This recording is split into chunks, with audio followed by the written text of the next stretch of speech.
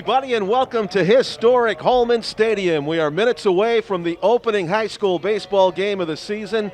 It'll be Nashua High North in the third base dugout to our and your left as you watch on the TV screen, and the blue-clad Merrimack Tomahawks in the first base dugout. I'm John Collins along with Tom King. Tom, we also welcome our viewers from Merrimack Channel 21 to today's telecast. And despite the cold weather, there is a hint of sunshine, and it's going to be play ball.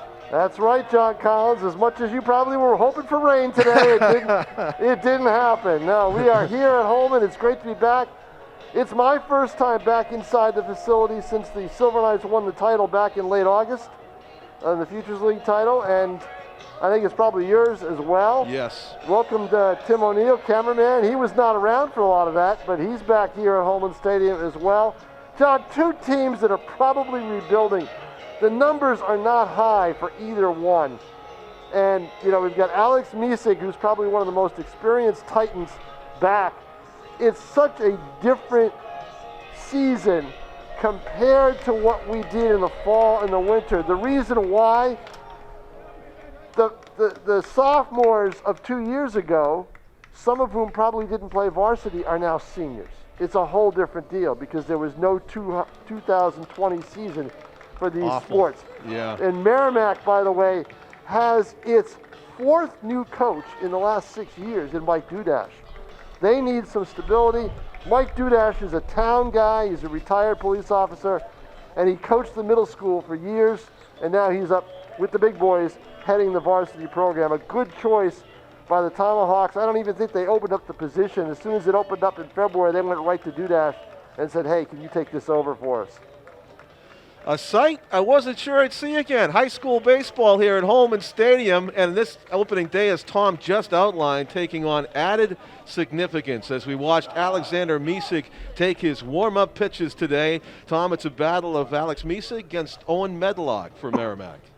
And it will be a battle, too, because, you know, these guys haven't pitched in a long time. Now, a lot of them probably worked out in the off-season and did some pitching indoors and everything else, but once you get into game situations, depending on whether they pitched last summer, it's a totally different deal.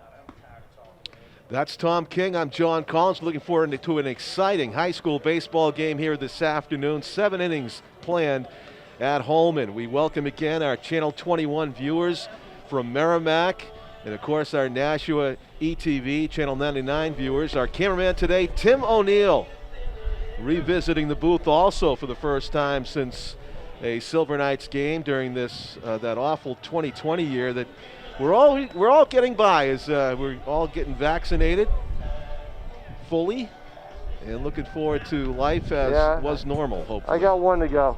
One to go. Congratulations to everybody out there that's gotten their shots. I was a privilege like you and Tim. Yes. So fortunate to get that behind us. So the first batter of the ball game will be the left fielder for Merrimack, Mike Lyna, L-Y-N-A. He's the left-handed batter you see in the box, wearing the number 1. And he'll get set to face Alex Misig, the right-hander, in the opening at-bat of the season. Freshly painted lines. The field looks very nice. Is that the one? Lyna is the first guy? Lyna? I had from you. You said the left fielder was the leadoff batter? Yeah, the left fielder. Yeah. Yep. Yeah, that's not Lyna. It's not? No, I had Medlock. Elliot Medlock. Elliot Medlock. I had him as the third baseman today. Okay, well.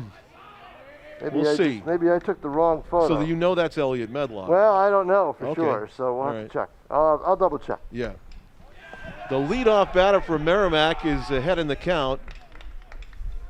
2 balls and no strikes. Alex Misig working quickly. Topped off. Actually, he was fouled off to the left, so it's probably more like 1 and 2 right now. I was looking at the scoreboard for the balls and strikes. It's not up there. Out of habit. 311 down the right field line here at Holman, and of course the historic low red brick wall in left at 307. Roundhouse curveball stays outside. Yeah, this is Owen Medlock. It's Owen Medlock. Yeah, Elliot's brother. Okay. Yep. Grounded foul. Yeah, number 1. Okay. He's listed at 5'7", 155 pounds. Is he the starting pitcher today, too? No, he's not. Elliott? Who's the starting pitcher today? I'll catch up eventually. Ripped to center. Actually, just barely making its way to the outfield grass, but the speedy Medlock is safe at first easily with an infield single to lead off things. Owen Medlock aboard.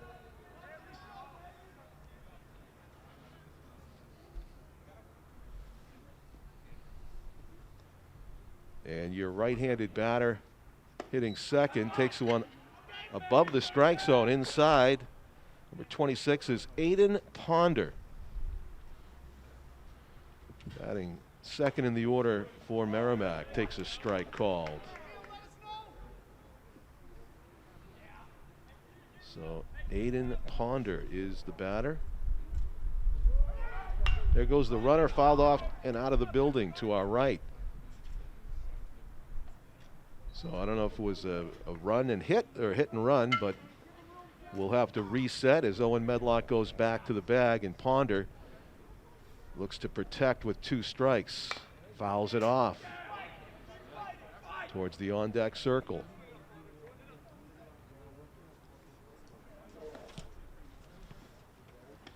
Alex Mesig, your catcher. And Ryan Bourgeois, the catcher, the pitcher is Mesig, catcher Ryan Bourgeois. Quick move, they got him. He is out of there.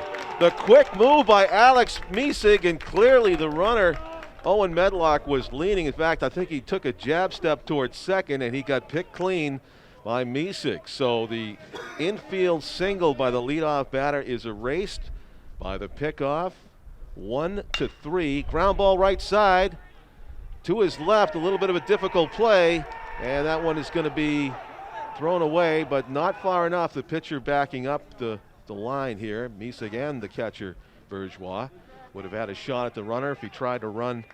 That would have been about 100 feet at that point as he went way down the line. It is going to go as an error against the second baseman. So replacing the leadoff batter at first base is Aiden Ponder. And the 3-hitter, Dylan Brander, number 24 for Merrimack, listed at 6 feet and 170 pounds, right-handed batter with an opportunity here in the first inning for the Tomahawks. 1 out and 1 on. Top 1, opening game of the season. That may go as either a wild pitch or a pass ball, your choice. It was a tough pitch to handle for Bourgeois. Way into the left-handed batter's box, ticked off his mitt and went to the backstop, and easily down to second base goes Ponder into scoring position. Ground ball foul to the left. A little bit anxious there was Dylan Brander. A lot of these players will no doubt be a bit anxious, getting their first action in 2 seasons, awaiting this opening game. As Tom said, some of them seniors were only sophomores when this all started. Tough play in the hole, long throw, he's gonna make it in time. What a play deep into the hole by Derek Finlay for the Titans. Put a star next to that one to get the 3-hitter speeding down the line. Dylan Brander tired by a flying half a step. So that is the second out of the inning. To third on the play goes Ponder. Travis Holbrook, the north third baseman, as a curveball breaks over the heart of the plate for strike 1. This is Ben Flanders, number 9 for the Tomahawks. They've just missed 1-1. Wind is not really a factor at the moment. The flag seems to be still in left center. That's up and away. 2 balls and 1 strike.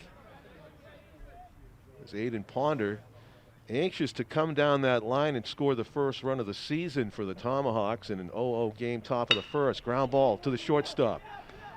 Gobbled up. Good arm again, and that is safe off the bag. Run scores. So the Titans trying to, Liam Novak did all he could on that big stretch to his right. Ball came up on Derek Finlay just a bit. But the throw just taking his first baseman off the bag, the desperate stretch, and that's going to prompt a discussion between North's coach and the umpire, but he explains it that first baseman ruling off the bag will stand. So it's 1-0. Merrimack is on top with a 2-out, runs scored here in the first. A couple of errors helping out the Tomahawk cause. Fortunately for Misig, strike called, a fastball over the inside corner, had a little bit tail back toward the batter. Fortunately for Misig, that pickoff got him an out and reduced the run scores in this inning, no doubt. Fouled off to the left and out of play. Challenging the hitter with fastballs is Alex Misig, number 16 for Merrimack. Elliot Medlock, 5'10", 180 pounds. Class of 2024. Alert to that good pickoff move of Misig's. The batter dives back into the base safely. Ground ball over the mound. It's going to be a tough play at second. Oh, he had the play in front of him if he ran over the bag, but goes to first with a long throw. Makes it for out number 3. There's a play as a second baseman. I think you want to just catch it and keep running over the bag. A step ahead of the runner, but makes the play. 3 outs. An eventful inning for the Tomahawks as they do get Ponder around the bases and to score after reaching on the error and scoring on another one.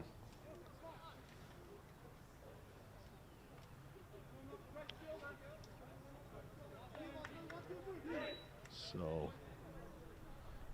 they play also highlighted defensively by that fine play in the hole by Derek Finley at shortstop.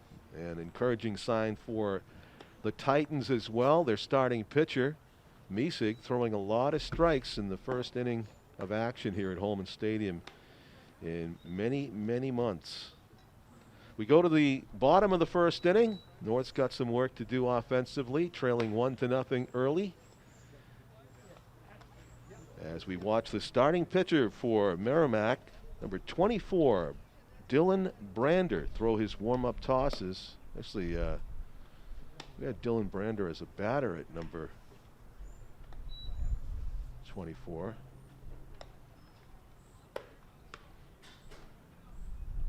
Hitting third.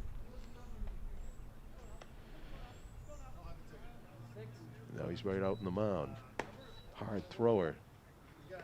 Over the top. Going to the bottom of the first inning.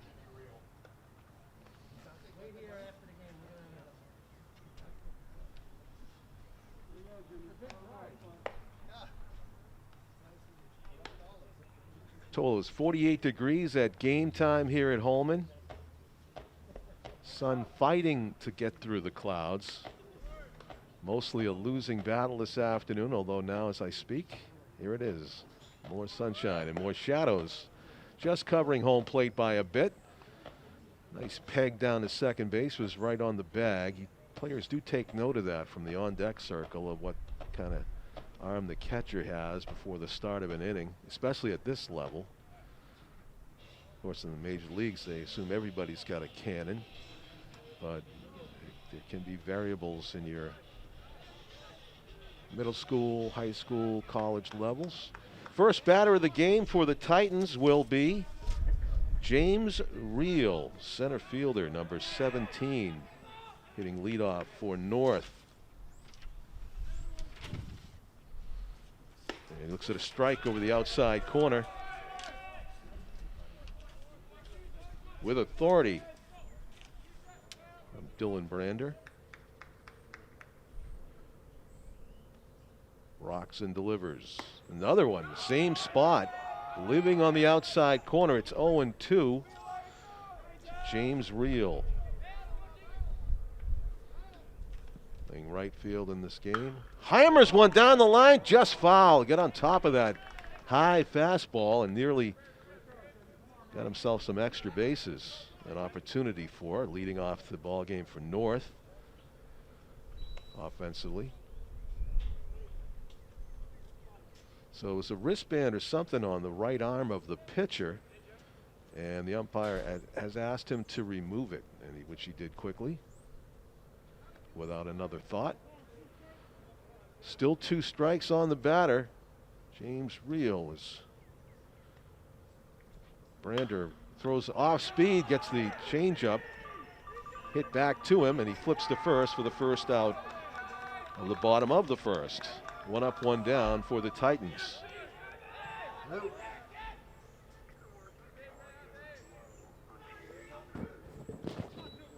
Okay, I'll turn them up. 2-hitter for North up there now. Sound better? Up high, and it's a fastball. It misses the zone. Trying to work that outside corner repeatedly.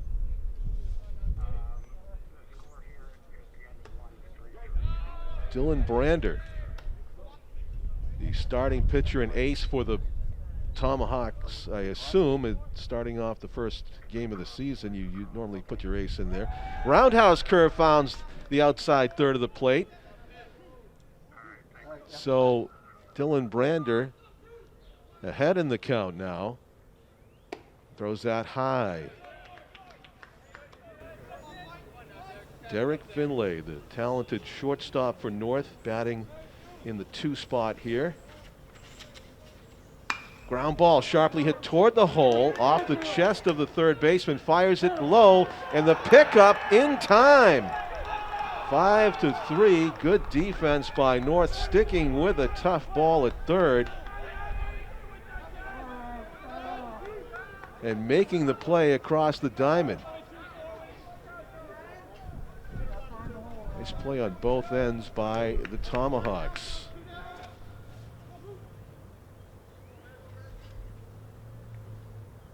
Strike called over the outside corner.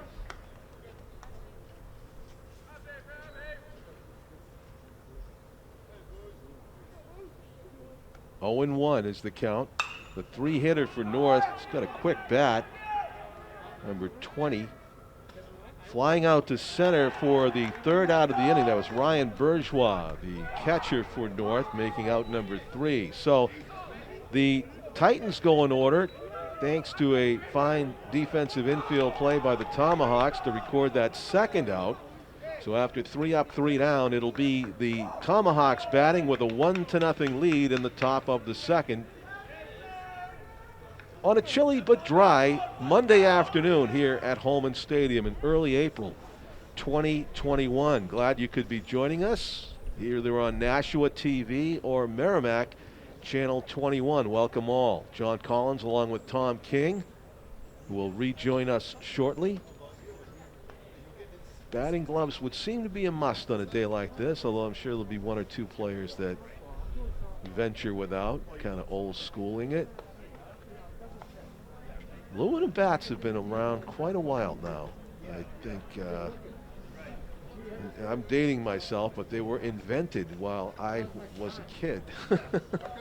We used wooden bats when I was a little kid. It was in Little League until the mid-70s is when the aluminum started making an incursion. And believe us, it was a novelty at the time to hear about aluminum baseball bats, this new thing that was coming into vogue in the 70s. And then, of course, it took over the world in about the 1980s when there was an anything goes philosophy in the technology, the makeup of these aluminum bats. There were things like -11s and -12s being constructed with balloon barrels so you couldn't even miss the ball, it felt like. And it got to the point where we are today, where they had to outlaw those ridiculous, outrageous ounce to inches drops that used to produce, I don't know, 4 or 5 home runs a game sometimes for each team in the collegiate level. And they got it down to a -3 where we're at now. They actually had to come up with technology to deaden the aluminum bat to make it more like a wooden bat. Leadoff batter for the Tomahawks. Flailing at that one. I have number 18 on the field, but not on my roster, unfortunately. We can pick up some of the chatter down on the field and get a name. Working quickly on the mound for the Titans is Alex Mesig, the starting pitcher. Wastes no time in between. Just gets it, rocks, and throws. Fouled off the top of the catcher's mitt. Probably would have been strike 3, but couldn't hold on quite there. Bourgeois. That's number 18 for Merrimack, and we do not have an 18. Let's see, I had 2 Merrimack rosters. Look at the other one, maybe I got that. Fouled off to the left, look out. There's a Titans coach walking slowly in the danger zone there, but it went way over his head, fortunately. And it remains 2 strikes on the Merrimack hitter. Mesig's delivery takes a lot off, and it gets inside out and into left field for a base hit.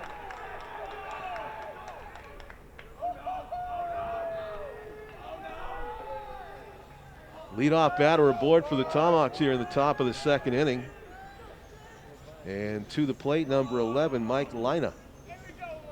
And I'm sure if he hits one straight into the outfield, that will qualify as a Lina drive. But instead, it's a high fly off the bat of Lina. And it's just fair inside the left field line, where it's gloved for the first out of the inning. Runner forced to retreat back to first base as Corey O'Day makes the catch out in left field for the Titans. 1 out, 1 on first.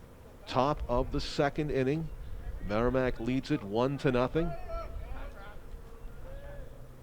Quick throw to first. Mesig's got 1 pickoff today, but that runner clearly got back in time. And a modest lead being taken at that. Very wary of Mesig's move at this point.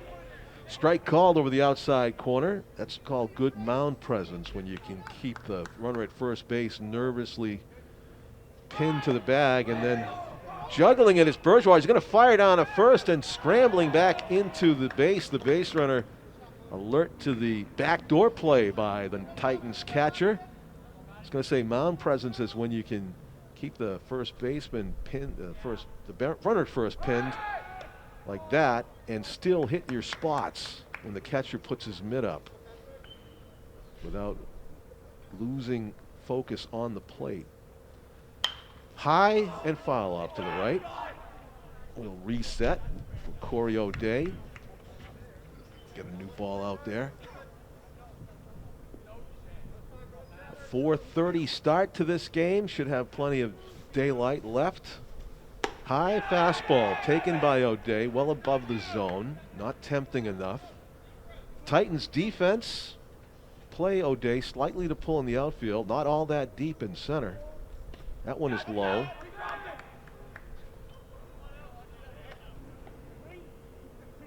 Three and two. It is a full count. We'll see if Merrimack elects to send the runner on the payoff pitch. They do not. He stays put, and it's outside for ball 4. A good take by O'Day. Didn't miss by all that much, but clearly a ball. And he's on board by the first walk issued by Alex Mesig, who's in a bit of a jam here. 1 out and 2 on in the 2nd. Probably not all that worried, though. A guy as good as Mesig appears to look out there. Strike called over the outside corner. They're going to take a shot at second. It's a good throw by Bourgeois as they again try to throw behind the runner. Derek Finlay almost slapping down a blind tag as he ran by the bag. The ball was right over the base. Bunted, third base side. They'll have the one play at first. Nicely done. That's going to be a collision at first. Really unintentional by both players. And what do we have? Is he calling the runner safe? Is he calling the runner safe because of the blocking the bag? Wow, that must be like an automatic no argument ruling. I'm here to tell you that that's got to be a high school rule because, he did call him out. I was going to say in the majors, that's clearly an out, even though it was the second baseman that created the collision by catching the ball right on the bag. Definitely wasn't the runner's fault. You got to run hard through the bag. That's what you're taught from the beginning in baseball. But the second baseman, his momentum carried him right on top of the bag on the feed from Alex Misig, who did a nice job handling the bunt from his pitching position to get out number 2. Misig was very calm about it. He realized with 1 out already in hand, he'll take the second out and take his chances with the batter here with first base empty and 2 down. So it is a tall task for Owen Medlock, who's up for the second time tonight. Looks like he was faking the bunt with 2 out and 2 runners in scoring position. Medlock fisted one over the mound and got an infield single his first time up. He inside outs that fastball, the inside corner. And even with first base empty, it is clear that Misig is coming right after the hitter in this situation with a count of 0-2.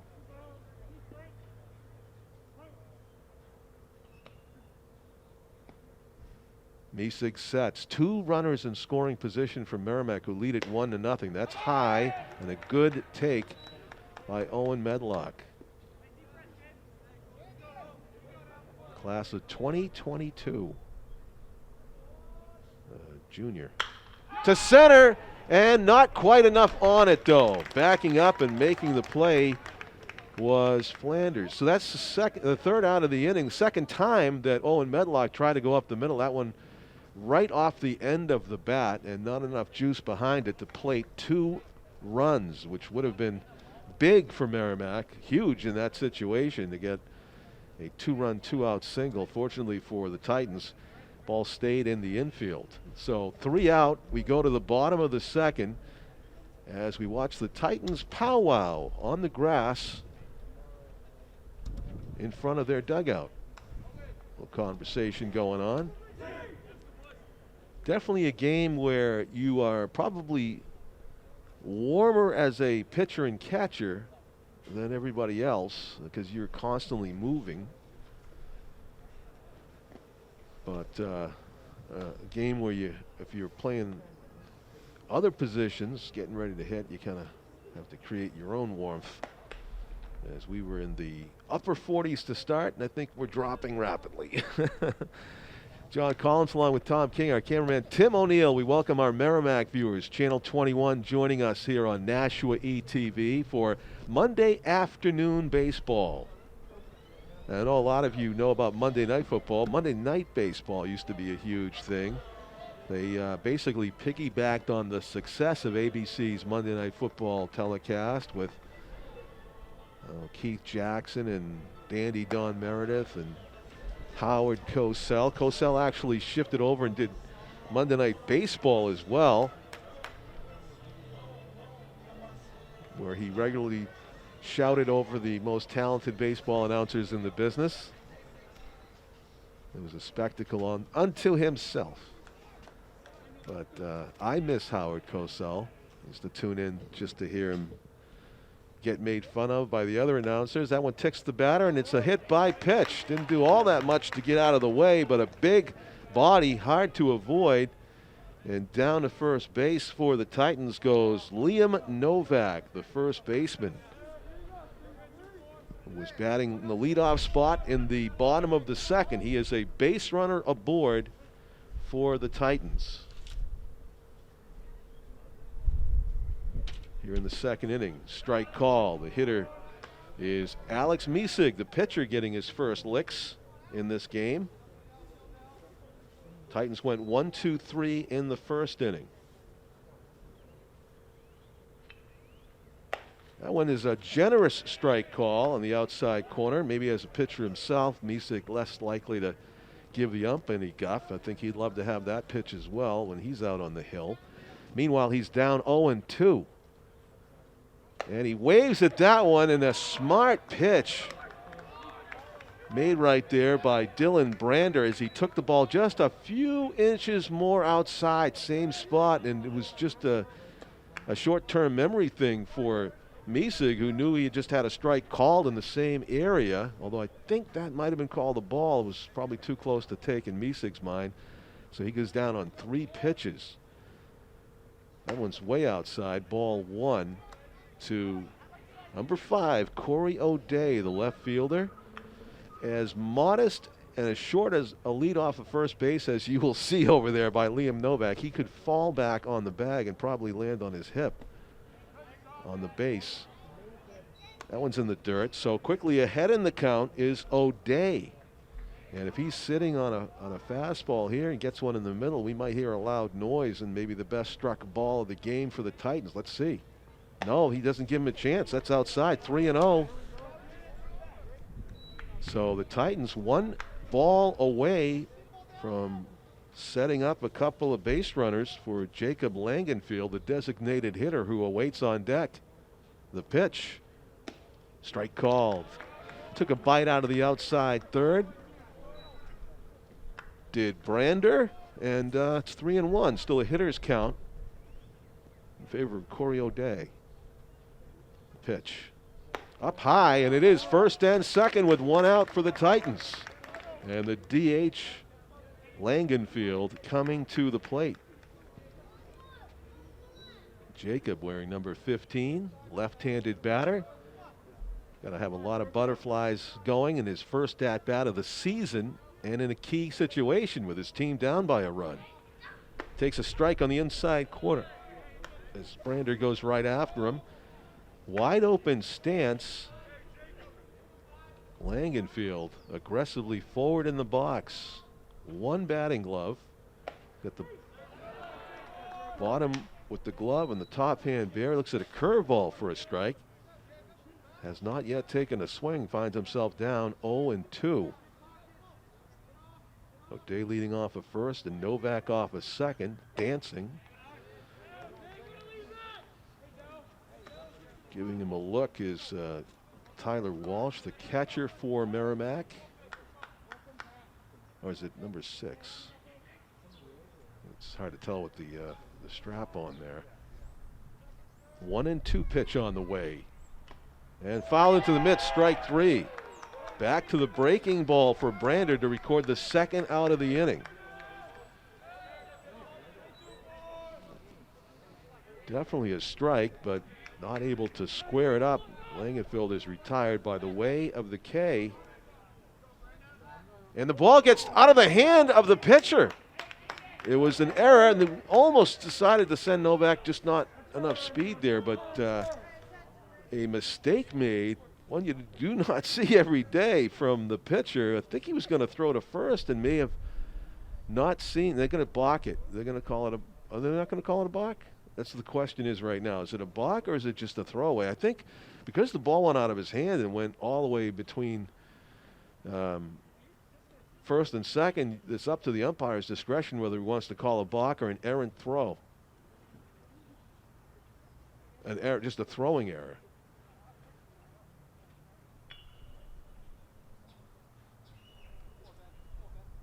And I think they're going to stick with a throwing error, which means the runner at first does not get balked over to second. That's what the discussion is about right now. Of course, if North had scored the run from second on that play, they wouldn't be arguing about a balk because you'd only get 1 base. The ball would be dead. And I think you don't have a choice on a balk. Advancing 2 bases. I've never seen it. A runner advanced 2 bases on a balk. It's probably happened in 150 years of baseball. But the trail runner will stay put. So it's first and third for the Titans with 2 out. As Dylan Brander tries to keep that 1-run advantage. Big cut on and missed. Andrew Barry, right fielder for the Titans, trying to tie things up here. Down in the count now, 0-1. Wasted no time in hacking away. Ground ball slowly hit. Third baseman charging. Has it. Fires across the diamond. Way wide. Game is tied. Let's see if they send the runner. They're going to hold him up at second. Second and third for the Titans on the throwing error by the third baseman.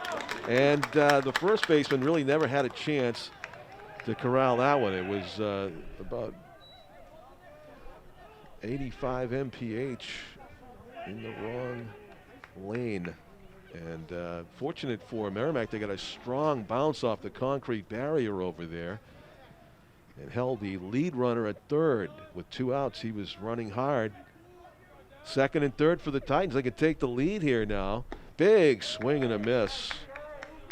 Travis Holbrook, third baseman up there, hacking away, looking to give the Titans the lead for the first time in this game. Top foul behind home. Quickly 0-2. Dylan Brander has been pitching ahead in the count mostly in this game. He does have a walk in the inning, but he has been ahead in the count for the most part, forcing the Titans to swing the bat. And Travis Holbrook would love to make some hard contact here. Merrimack just had this same opportunity, second and third with 2 out, and couldn't capitalize. That one's just fouled to the backstop.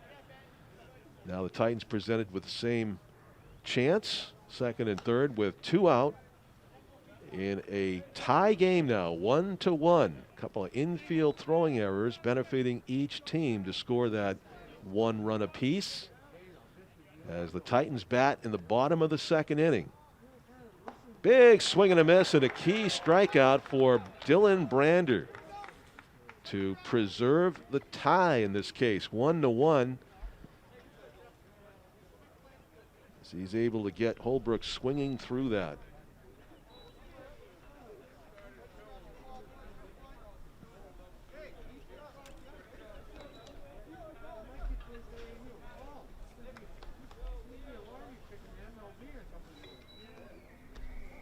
So we go to the top of the third inning. And it's a 1-1 ball game.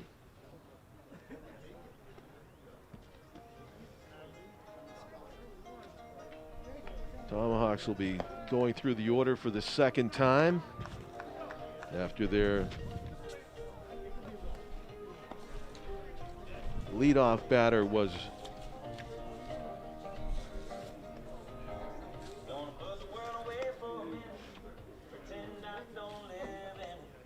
up there for the third out of the inning, the previous inning.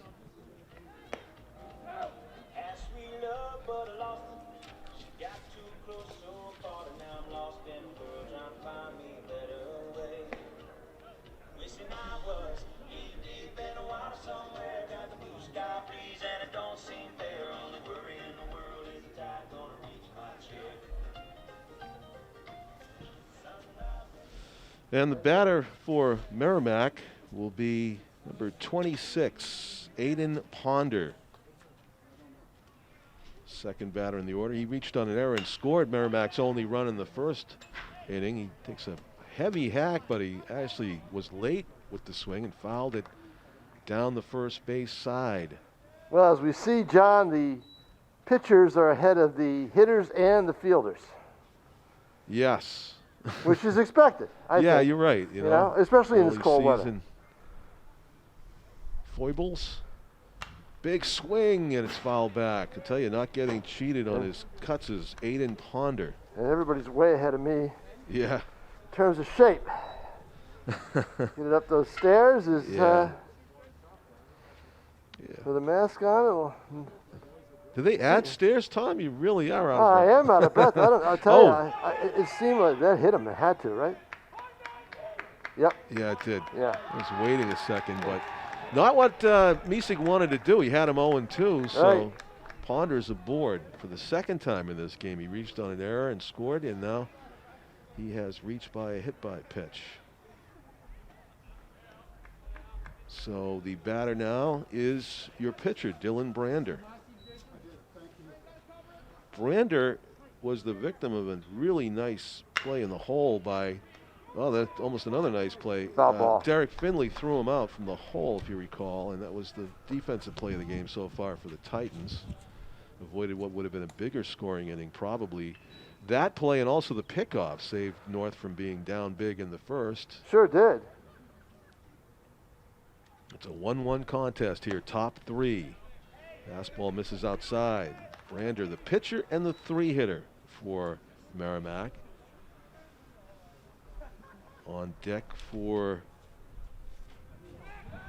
Tomahawk. Getting back to the bag is Ponder. Good move Misick has. Everybody saw it with that pickoff. Yeah, the problem was earlier. I felt like I was at a Silver Knights game. Nobody was trying to steal second. No one was running. It's No interesting. one's running. Up and I'd be away. running all day on these guys. You know, I mean, it's their first game. Well, after you being so out of breath on the stairs, I don't think you should be. I won't be talking running. about- Yeah, I don't think I should. You're be. talking about it as a Great. manager, though. You're sending guys, right? Yeah. Sorry, I had to. And there Delayed it goes. steal, and it's going to work. Oh, sure will. It was, I believe that was the classic delayed steal, and it looked like Ponder had second thoughts because he had such a huge jump. He thought maybe. I think the delay. sending him I back? think the delay was Ponder. What's that?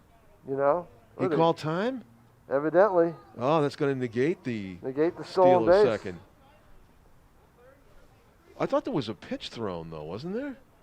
It was because That's the catcher bizarre. the catcher had the ball. Wow. Everybody's confused now, Well, including our pitcher, Alex Misick, doesn't know. Right, what just he doesn't happened. know, He just, and- that and- didn't count, he's saying? and of course there was the conference with Zach Harrison, the umpire, last inning Yep. over.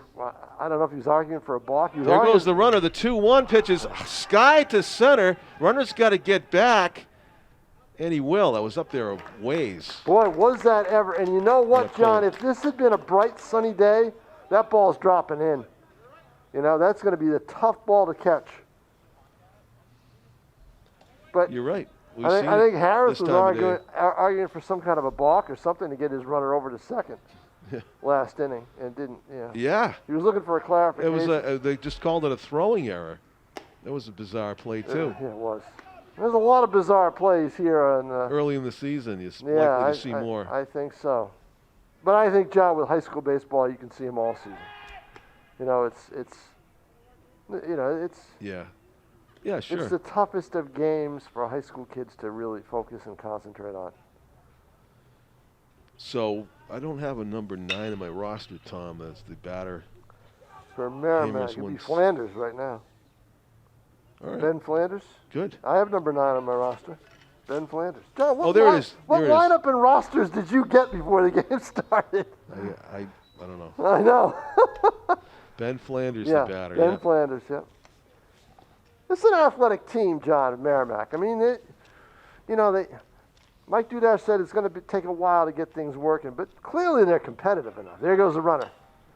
Fouled off. Oh, He's gotta check go swing. back. He's really mad that he did that. That's a hard base to get Boy, in this game. it is, isn't it? 2-2 is the count. So, on John, Ben did you miss me Flanders. for the last month?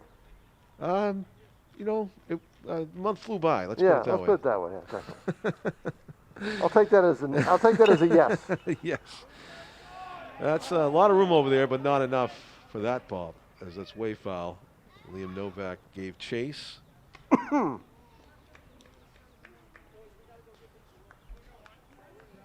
So Flanders trying to make something happen here with 2-2 count still and 1 out. There goes the runner again. Ground ball left side. Finlay will have 1 play. And dug out by nice Novak. scoop at first base. That's the play, because the throws are all over the place. The toughest position today to play is at first base. Yep. So a hit by pitch, a fly to center, and a ground out to short. We've got 2 out and a man at second. It should be Elliott Medlock. Should be. And it is number 16, Elliott Medlock. Who I thought this winter was perhaps the most talented hockey scorer on the high school level in the area. Wow. Elliott Medlock was able to produce goals as a freshman that I didn't see consistently, that I didn't see. Batting with 2 outs here, chance to give his team the lead. Misig's offering fastball up and away. Again, Misick, one of the more experienced Titans. He was a sophomore 2 years ago, but he did play summer ball. So Ooh, inside, high and tight. Some chin music there as No the fastball kind of got away from Misig a little bit. Well, you know, it's not a bad idea with the freshman up there. Yeah, Well, he probably doesn't know he's a freshman, so let's see. 2-2. Slow curve, got him. Yep, the front door curve. It might have been inside and up, but It was inside and up, but even Yep. John Collins probably would have missed that one. oh, definitely if I went after that one. Oh, yeah. So we go to the bottom of the third inning, and it's still a 1-1 game. Opportunity for the Titans to take their first lead of the season. 48 degrees at game time and dropping fast. Well, let's see what we got at 5:15. Actually, it rose up to 50. Really? Yeah, let's see Right what it now? is. See what it is now. Now it's back down to 48. Okay. Yeah, the sun showed up for a while, so that probably was why. Well, I It's get news for you. It's probably not coming back. Yeah, for a week. Typical So- spring, you know. Yeah. Just that east wind, and if you really want to torture yourself, you can look at the weather maybe 2 hours west of here and see that it's, you know, yesterday it was, 20 degrees warmer. Today it's probably only about 8 or 9. So there's a lacrosse game going on at Stello's right now, and Yeah, Nashua South and Exeter. That's a fairly good early season test. boys, girls, Boys. boys. Fairly good early Yep. season test for the Panthers, who are mentioned as one of those teams that could break into the top 4. Exeter flexing their muscle early in that one, was up 7-3 in the opening quarter. Yep. And back to baseball here in the bottom of the third inning. North batting through the order for the second time. Strike called. Number 17 for the Titans, James Reel, right fielder. Ground ball left side. Comes up on the third baseman. Oh, The what a shortstop's bounce. going to take a shot and make it. It went 5, 6-3 for the How single about that? play. That's And That's a great play at shortstop, to be that alert, to be able to grab that ball on the fly with the bounce and fire it to first base. Nicely done by the Tomahawks to retire that all-important first batter of the inning in a tie game. Both shortstops showing off their arms in this one. Hitter for the Titans is Derek Finlay. Speaking of shortstops with very good throwing arms, and he takes the ball low. 1 ball and 1 strike. Looking down to his third base coach. I don't think they want him to bunt here. Maybe They want him to get on any way he can, John. rip one down the line. And they Maybe may do it. No, it's going to be right at it. good quick swing, but he kind of inside out of that one to center, and it's an easy play for the Tomahawks for out number There's 2. probably been one solid base hit in this game so far. True. Everything else has been nubbed, popped up, grounded. And Zach Harris is telling his players, correctly so, just put it in play. Make them make a play. And Front that's door what, breaking ball, strike that's 1. what he wants. Boy, I'll tell you, he's got a good assortment of pitches. Yeah. Outside. Not a bad place to put it, though. Ryan Bourgeois, batter for the Titans, catcher. Count even at 1-1. Hard hit foul. 1-2 will be the count.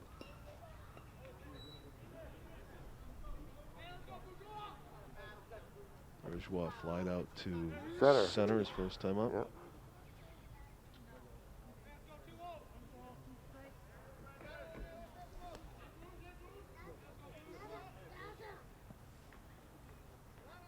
Batting with 2 out and nobody on here in the bottom of the third inning. He takes one off the hip. A slow breaking ball.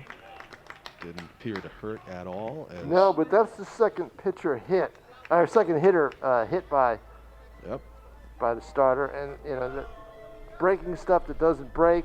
The other one just barely got right here, Novak. Right. Yeah. Yep. Big swing and a yeah, miss. And he stays away from him. This time a steady diet of fastballs. Clean up hitter.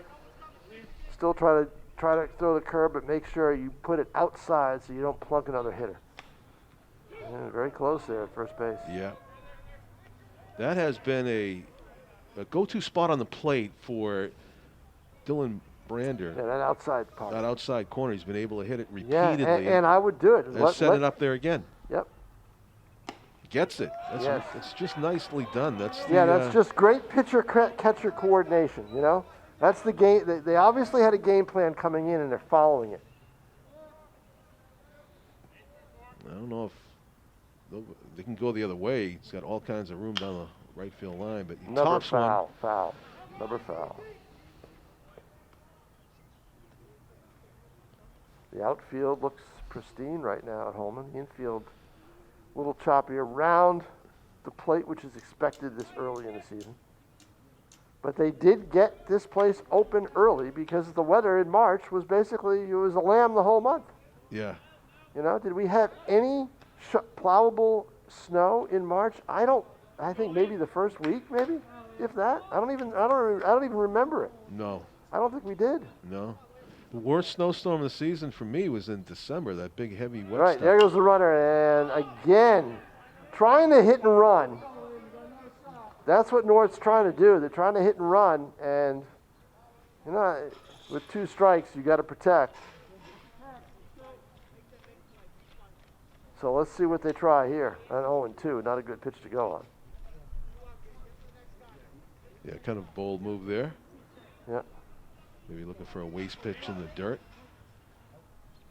Instead, Brander making competitive pitches on 0-2. Not wasting any. And he fists one to right. That's a tough play. It's going to drop. It hit the ground, did it not? It hit the ground. It comes out again, I think. Yep. They're going to try it. Nash was convinced that it was a... there's a lot of confusion here. Are they calling that an out? What did you see, Tim, in the camera lens? I saw white and green. I thought I saw a short hop. So did I. And they're talking about it right now, but when they do that, they're going to have the runners move back if they change the call. And I thought it might have come out afterwards. It did come out afterwards, but I thought that he trapped it. Wow. The umpires are going to go with the out, it appears. It sure looks that way. And I think he's telling him what Tim just said, that when it did come out, he juggled it and never hit the turf from the umpire's perspective.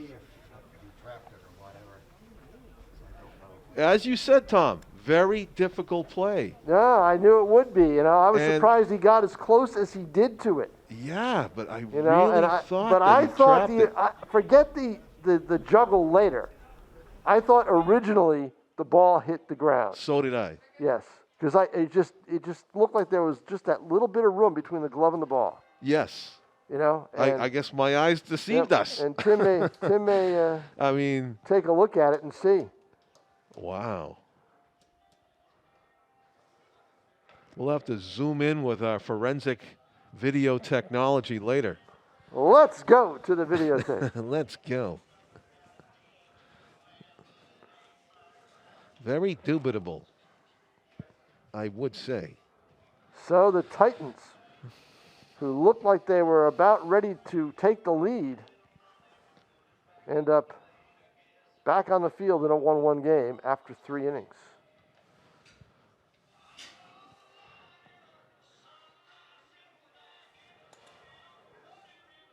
You know, the base umpire that I thought was in charge of making that call, I thought he was just watching Novak run around the bases like it was legit. Like I didn't see the declarative out call, but then again, I was looking at the fielder mostly. Interesting. Yeah, very. It's first game for a lot of people. No doubt about it. Yeah, things happen fast. 4th inning, 1-1.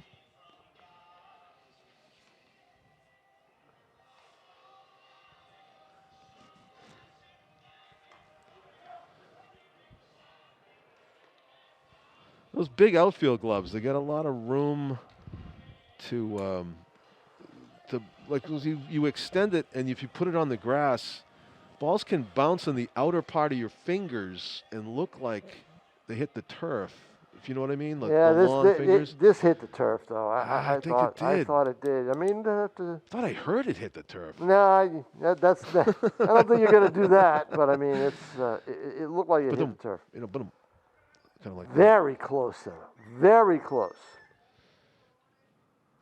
So now Misek will look to recover and pitch in a 1-1 game. And he's working the outside corner to these Merrimack hitters.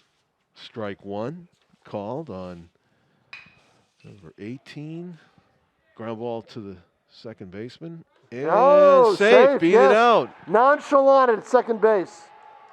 No urgency whatsoever. Took his time with the throw, and I'll tell you one thing: Merrimack kids always hustle. I don't think I've ever seen a Merrimack team lay down in any sport, and that time it rang true. You cannot take your time like that. So leadoff batter aboard for the Tomahawks. So you got to give him an infield hit. Yep. Tie game. That one hits the umpire's leg. And there's going to be a runner going to second base. He's going to be safe. Oh, good hose by Bourgeois, but a little late. And a runner in scoring position for the Tomahawks. I guess you call that a wild pitch. Suppose you do. Yeah. Hit the dirt. It hit the umpire's leg. So with Lima up, bunt? he's got a bunt, yep. Oh, I don't know if he wanted to or not, but it turns into a bluff.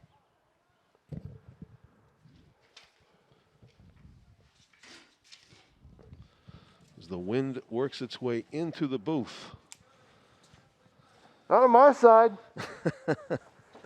Well, you got the window closed. The window closed. Ripped far down the right field line, foul. It's the longest ball hit today, John Yep. Collins. Pretty good piece. Yes. Mike Lina. Well, I remembered that we were doing this game on TV when Pete texted me. I said, "Oh, good. I don't have to be out there the whole time." Backdoor curveball stays outside, and it's 2 balls and 2 strikes. If I'm Misek, I'm in attack mode with the hitter. Pitch to contact. Trust your defense, although it let him down on that last play.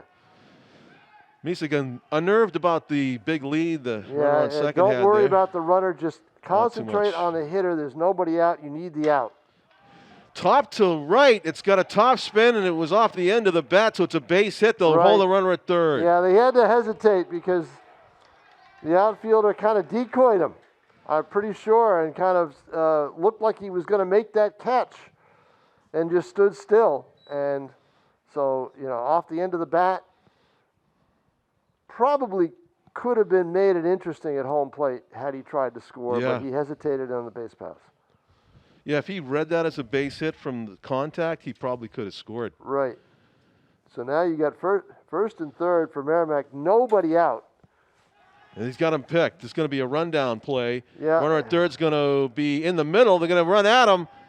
Novak throws, and they got to throw it quick. Somewhere, and they do. And they do. Oh, they could have had a double play. He's going to call him safe. He's out. He's safe. One man is safe. One man is safe. The runner at third base. The lead. That was almost a double play. We almost saw a Carlton Fisk. It certainly looked close at third base, didn't it? Yeah, it certainly did. It was just a little. Travis Holbrook, third baseman, just a little bit slow to recognize there was another runner incoming. Right. Or else he could have had a double play without really moving. It just was the runner coming in behind him. So Merrimack runs into an out. A pickoff play. Second pickoff of the game for Misek. That one we had to work for a little more. Rundowns between first and second, then home and third. Look boom. out. Off the pitcher's glove, and the runner was going back to the bag. He was going in defensive mode there when the ball got loose. Well, you know what, John? I think he thought it hit him. And the batters think it grazed him. I think he thought it hit him. That's why he didn't try to advance. Otherwise, Merrimack should be up 2-1. They should be up 2-1 anyway. This game is so full of quirky plays. It is really bizarre. You know why? You know why it's full of quirky plays? I'll tell you in a second. Because it's 48 degrees? Well, it's opening day, but you know why it's quirky plays? Because they're not hitting the ball hard. Yeah, I mean, that's it's not true. a slugfest. No. So if you're going to score runs, you're going to score with timely hitting, or you're going to score with these kinds of plays. It's that kind of game so far. Strategery on the base pass. Oh, yes. And that's the toughest thing to coach. Oh, here's a strange-looking bunt. It actually came up foul. Foul. Bourgeois. Came up foul. Lucky for Merrimack in a way. Almost fielded it on top of the plate, but he was about a step behind it, I think, when he made contact. So with 2 strikes, the bunt's got to be off. No squeeze, no safety squeeze, no nothing like that. So 1 out. Runner at third. Ground ball past the mound. It's going to get a run home. Run home, yep. Play at second's not going to be in time. Infield hit. Infield hit. That was a tough play, especially with the speedy base runner getting down the line. Lickety split, and that is a go-ahead run for Merrimack. They lead 2-1.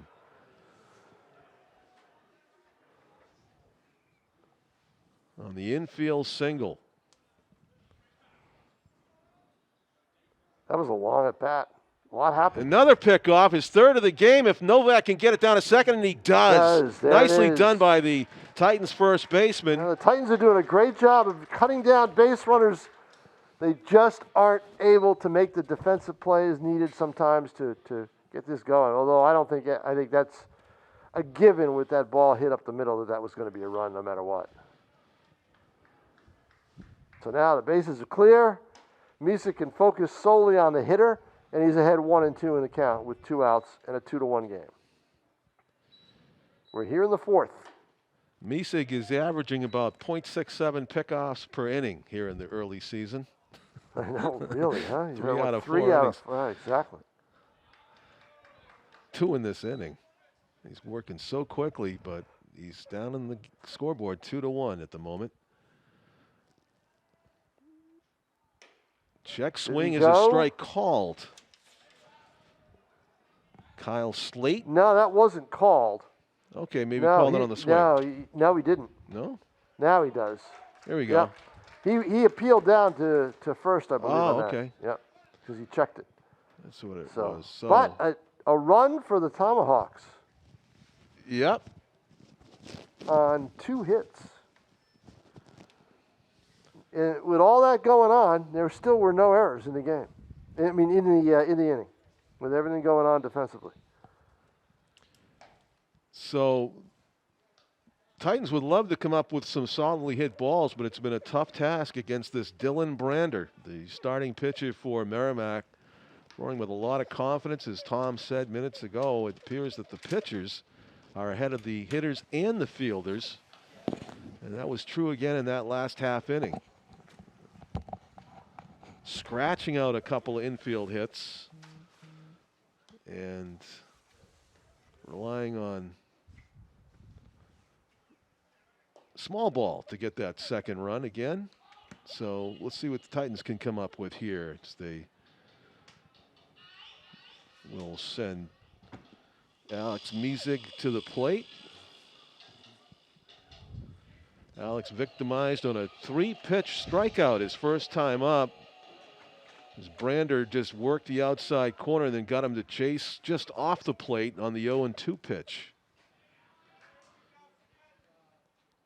Hit high to left. Seemed to be off the end of the bat again.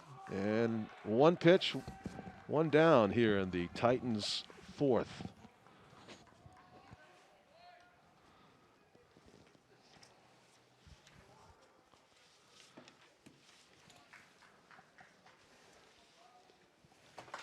Again, pitchers ahead of the hitters. Jacob Langenfield, the DH for the Titans. Roundhouse curve in the middle of the plate for a strike. Brander seems to have pretty good control over his variety of pitches. That missed high. 1-1. The sun reappears for the moment here at Holman. We see the Shadows have made their way out to the mound. 2 curves, 2 strikes in this at-bat. Kind of catching Langenfield by surprise. This is not Langenfield, John. This is Corey O'Day. Number 5. not 15. Yeah, right, exactly. 5. And he takes a third strike. O'Day is gone. It's kind of a switch up in tactics there by Brander as he went to a lot of curves in that at bat.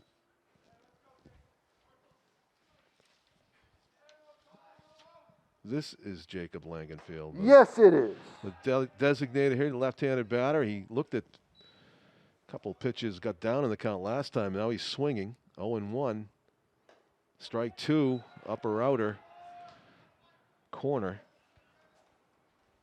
Strike machine right now is Dylan Brander, and it's fouled off to the left into the trees.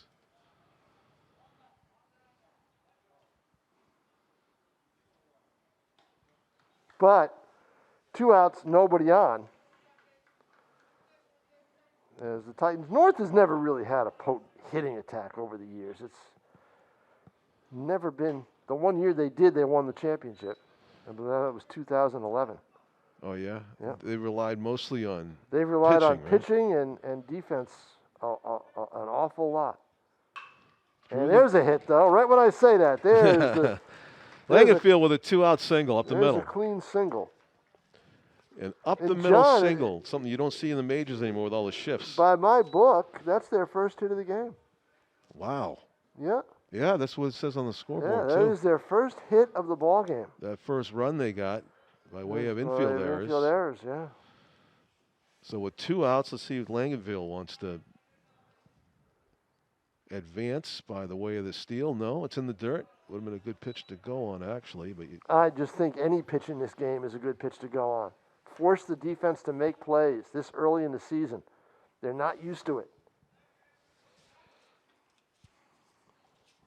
I think Dylan Brander heard you, Tom. He wants to keep that runner closer. Oh, boy, does he ever. With 2 outs, doesn't want Langenfield to get into scoring position. And the pitch is hard. No, it's on the ground to the left side. Going the short way for the 3rd out of the inning. Good play at third base. You know, you're tempted to make the big throw to first and figuring that you have no shot at second, but he looked very quickly over at second base, saw he had time, took his time, made the quick throw. Play right in front of you. So we go to the top of the 5th, and it's a 2-1 advantage. Merrimack going to try to add to it here in their next at-bat here at historic Holman Stadium.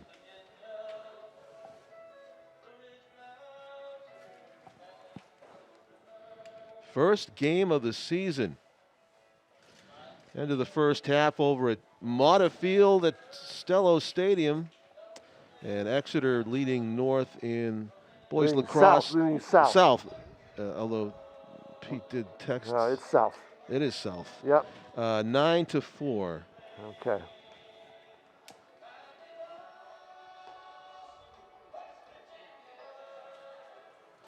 Pete took a look back at that catch in right field, and he said it looked to him on video like an initial catch, and the kid bobbled and dropped the ball. Really? Yeah. So we saw 3 different things. The umpires saw a catch, and a bobble and a catch, and or maybe they saw a bobble and a catch. We saw a short hop. Pete on video look back saw he caught it, bobbled it, and dropped it on the grass. So well, in my mind, the initial catch, was it an initial catch? That's what Pete said. He saw an initial catch All on right, video. the initial catch, stop it right there, because he had it long enough in my mind to make it a catch. Wow, there's another take on it. Yeah. I mean, I don't. I mean, I thought it hit the ground. But between the time the ball popped up in the air when he bobbled it and the time it first hit the ground, I thought there was enough time to warrant it being a legit play one way or the other. There's a base hit. The ghost of Billy Martin would disagree. It's Through the gonna be left an fielder's error. legs, and it goes into the warning track area. Yep. At least 2 bases. The leadoff batter, Owen Medlock, at second base to start things here in the 5th. It's going to be a base hit and an error to get the second.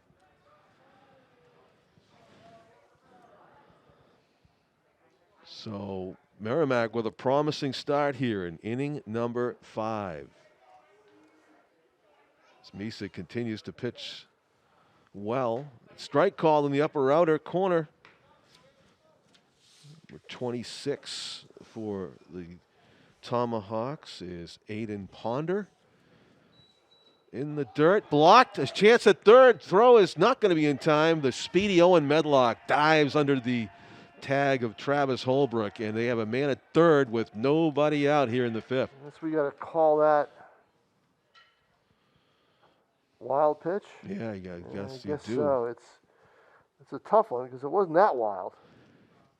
I don't think it's allowed, but I would like to call that a stolen base, but they don't let you have to be taken off with the pitch. Was he going on the pitch? I don't think so. No. Yeah. So now Merrimack, we're runner at third, nobody out, in a 1-1 count. And there's the run. Knocked down, but the run will score. They'll get the out at first. Yep. It's a 3-1 Merrimack lead. Had that been fielded cleanly, you wonder, would it have been an out at home? I don't know. Infield was in to make that play. Yep.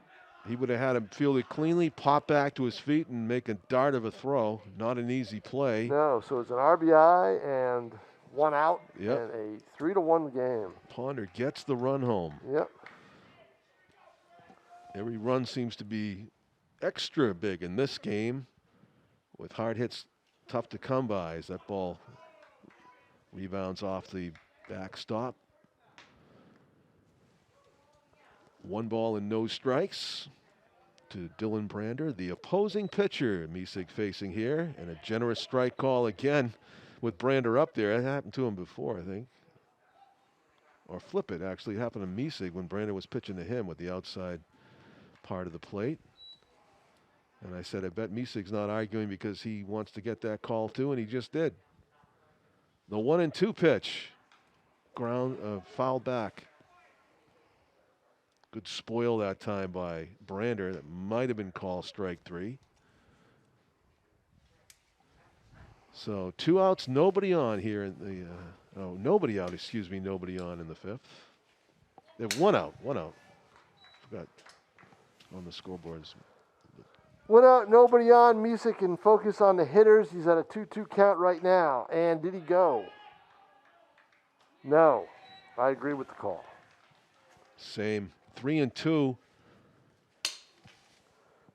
Doesn't want to walk him, I'm sure. Misek's pitch right down the middle, skied, shallow left center, long run. Outfield play is too tough, too far to go. And John, you know what? Shortstop's ball. It was, Tom. Should have had it. Should have gone back on it and made that play. Yeah, I mean, the flag doesn't show it, but if there's any breeze at all, it's coming in toward us. And shortstop has to backpedal. It probably thought it was going to be hit deeper than it was. And you just have to call that a base hit. You have to. Yeah. Yep.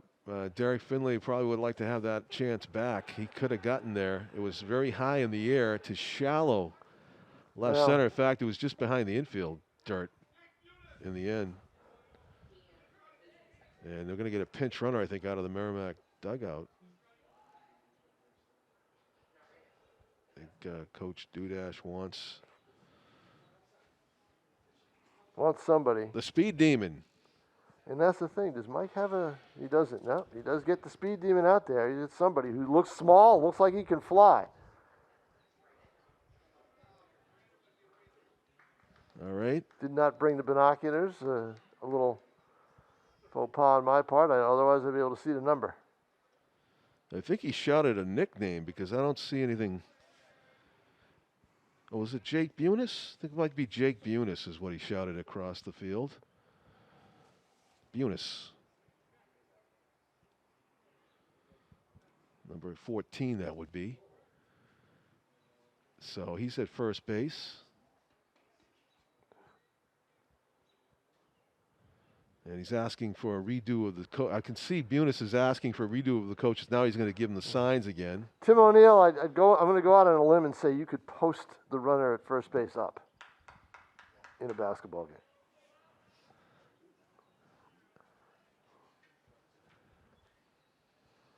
I'm going to go out on another limb and say he's going to be stealing second or trying to. And very close play at first as Misek bids for number 4 in this game. He almost got it. got a very quick move, and it's a tougher task if you brought it to the game. Everybody knows you want to steal. There And goes he's the guy. picked. Caught him. Number He picked him 4. off, And man. it's going to be a pick off. Tom. Unbelievable. Tom Miesig is incredible. Unbelievable. That is a That tough is task. 4 pickoffs in the game for Alex Miesig. And I've never seen that on a high school level or a pitcher has had that many pickoffs. yeah, and I apologize if I got the name wrong, but Jake Bunis is, I believe, the runner. But I was going to say I'd check his uniform number, but it's impossible to see now. He's dirtier than a player that played 10 innings on that pinch running excursion. The 4th pickoff of the game for Miesig. And a hammered ball to center field. That's going to be a tough ball to stop. They do. Cut it off. Yep. Hold to a single with 1 out. So all that work to get the steal, and the guy pounds the next pitch in the center. Baseball is a beautiful game. Wow, that's a quick move. And my older brother Billy's a pitcher, and he's always worked on that right-handed pickoff move, you know, the quick feet. Miesig And, has it. he would love this. Miesig has it down. It was science. Oh, yeah, he would love this type of thing. This is Now, what he tries to teach the kids in Scituate. So the question is, that's right, your brother's down there, He's right? the coach down in Scituate, Right. yeah. So the question is he on the high school level? Yeah, he's or? a assistant high school Assistant high coach. school. The Yep. question is, does Miesig's pickoff ability now make Merrimack a little gun shy on the bases? Absolutely. You know, absolutely. You've seen see, your. Oh, here he goes. Yeah, no, see, I would say no. Well, it depends on the player, I'm sure, but Yeah, if you're just like a, if you got a guy with speed, you're gonna Yeah. you're gonna let him go. But Exactly, see, I think that Merrimack is up 3-1 in this game because they've been aggressive, and I Yeah. think you got to stay aggressive. you know what, you're on to Because something that's there. how Alex Yeah. Miesig has got 4 pickoffs in the first place. Yeah, but Merrimack's got the lead 2-1, 3-1 actually. 3-1, Yeah, the scoreboard should change to 3. 3. That's right. I forgot the other one. They just added. They just Yeah. added one, so they're looking for more here. Added 1 in this inning. Yeah, There you go. and they're starting to hit the ball a little bit here. Miesig has Yeah, got to right. be getting a little bit Yeah, tired exactly. early season. He's lost a little velocity on the fastball. Because Merrimack is going fastball. They're going dead red right now. Outside. See, they're making Miesig do a lot of work. Because there's only 1 out and 2 on. On the inside corner, nice pitch. Here in the 5th inning. It's 1-2. Tom King along with John Collins, Tim O'Neill on camera, Pete Johnson, our executive producer, who's watching lacrosse. Probably in the heated press box at Stella Stadium, right? That's probably where he is. Inside outs, it's all kinds of trouble. Down the left field line, it's going to plate another run. First and second for the Tomahawks. And you know what? That's a good 4-1 job lead by Mike Dudash to not get greedy and send the runner from second base. And have him try to make it to third. I thought that was a good job by Dudash. Hold everybody up, station to station. You get the run. You get the 3-run lead. Don't run yourself out of an inning. Mike Lina will be the batter. He was able to hit a soft Lina drive for a base hit to right All field. right, John. All right. Yeah, Enough of that. just enough, one of them. Yeah, Just enough one. Of that. Enough of that. And batting around here for the Tomahawks. Big swing, and he fouls it off. Center fielder for the Titans would have got burned, I think, if he squared that one up, Tom. Yep. They're a little bit shallow. Early season here, challenging these hitters to hit it over their heads. And the off-speed, good pitching there. Yeah, and I think that Alex needs to go with the off-speed a little bit because they are sitting on that fastball. Yep. Yep. It's lost a little bit of velocity. The 0-2. 0-2 on the board. Low. That was another off-speed pitch. Yeah. Good Looked block like by Ryan Bourgeois behind the plate. Looked like a screwball, didn't it? Yep. The old-fashioned screwball. Kind of spin on it. Yep. Fastball hit hard to right. Yeah. It's going to be boy. deep, but not deep enough to get over the fielder's No, head. but deep enough to Yeah, it's the third end out. the inning. Yep. Yep. So tough inning for the Titans. Tomahawks score a couple more, and they lead it 4-1 And Was that Lina? Who hit that? Yeah, that was. Okay. He leaned back and got a good piece of that, but stayed in the park. So the Tomahawks add another run. They're out hitting Nashua North 7-1 right now. Yeah. Merrimack shortstop.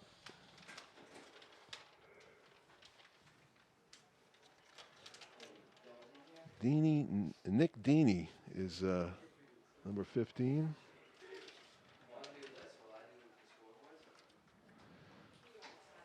Good player.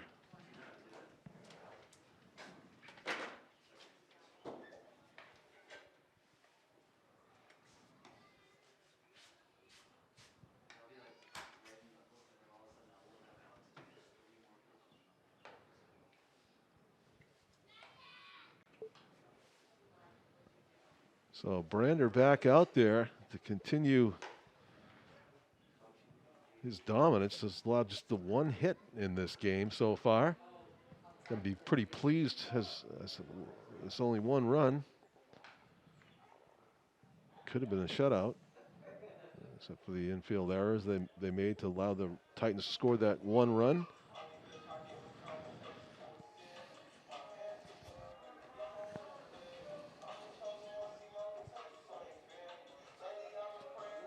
Travis Holbrook, the Titans' third baseman, will lead things off here in the bottom of the fifth.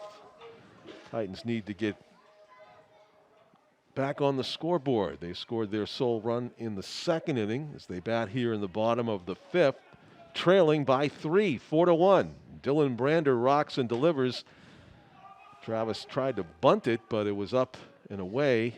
Tough to get the barrel on it. Strike one.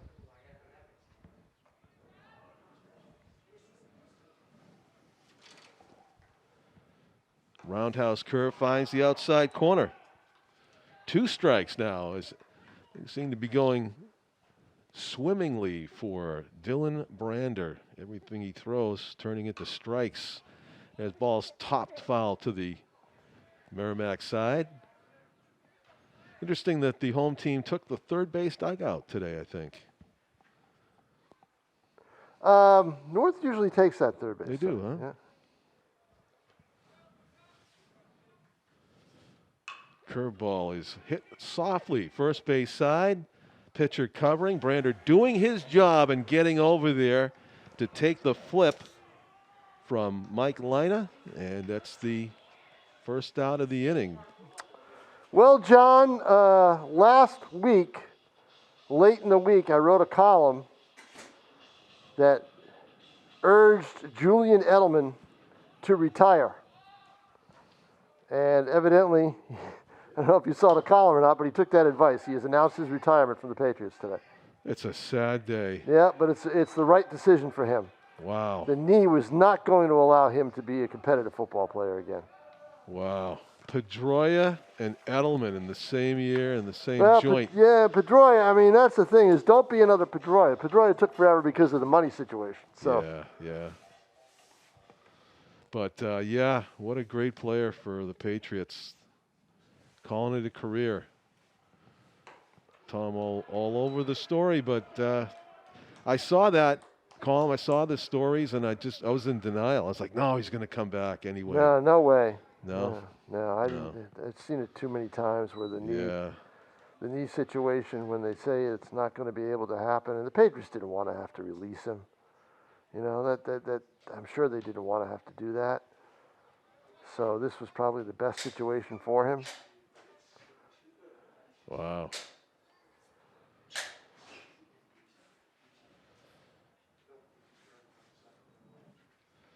That was quite a catch in the Super Bowl. Yeah, it was. That's what I said. He said he had the first thing I think of. He had 3 Super Bowls and 1 signature Super Bowl catch. You know, what more do you want? You know, yeah, exactly. There's nothing left to accomplish. Right. Brandon fisted left center. 2 players have a chance. That center field calls them off. Yeah, right play. I think the center talk. fielder. Yep. Center fielder could control that. The center fielder is your traffic cop out there. Well, Dylan Brander is your game's MVP. There's been a lot of quirky plays in this one, but not to take the attention away from the pitching dominance of the Merrimack starter. Dylan Brander has been dominant. It's been a one-hit performance. His team does have a 4-1 lead, but it feels more like 10-1 at this point as the Titans go down 1-2-3 in the fifth.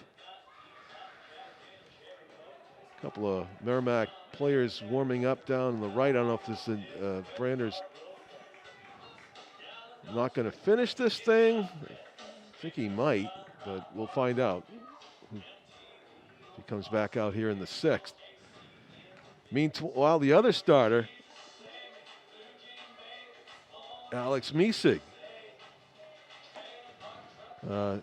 yields, I think, to Liam Novak on in relief for the Titans. Yeah, I think it showed that Misig was tired. Yeah. So I don't think there's any question of that. Novak now taking the mound, it's going to make some defensive changes. Yeah, he was at first. Yeah, so they'll have to change a couple things around. Jacob Langenfield and into the game. Misig probably can go out and play the field. I'm not sure, but he can play the field. Yeah, I think he's at third, Tom. No, that's Travis Holbrook still. Yeah, that's Holbrook still, yeah. Yeah.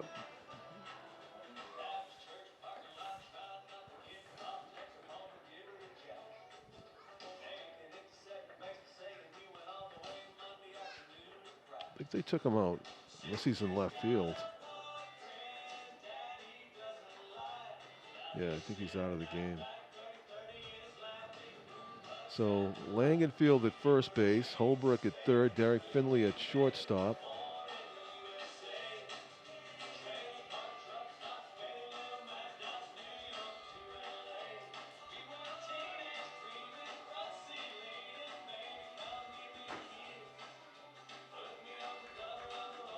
And Langenfield might be at second base. Taking this throw. Yeah, there he is. They put him at second base, so. Yep. Still in the game as Merrimack bats in the top of the sixth inning of a 7-inning contest, trying to add to their 4-1 lead here on a Monday, April 12 of 2021, the opening game of the 2021 season after no season last year. This one taking on added significance. Welcomed our Merrimack Channel 21 viewers earlier as foul straight back to the screen. So yesterday they played baseball here, Riviera University did, no fans allowed. But they did have the window open in the press box, and they had the laptop out to keep score and the automatic scorebook and everything else. No. Are you going to tell us? Bye-bye laptop. Really? Yep. Foul right ball, here, this level? Foul ball knocked off the top of the screen, the top half that was up. Yep, knocked it right off from what I was told. Wow. Wasn't here, but that's what I was told. Because I didn't have a box score. That's bad luck. Yeah. I've done a lot of games. Yeah, Louis Bernardini called me and said, "This is what happened." He said, "I'll send you a little bit of game changer, what you can look at." Check swing, he went. Three. Yep. Yeah, he went. No doubt about it. So a strikeout for Liam Novak on in relief.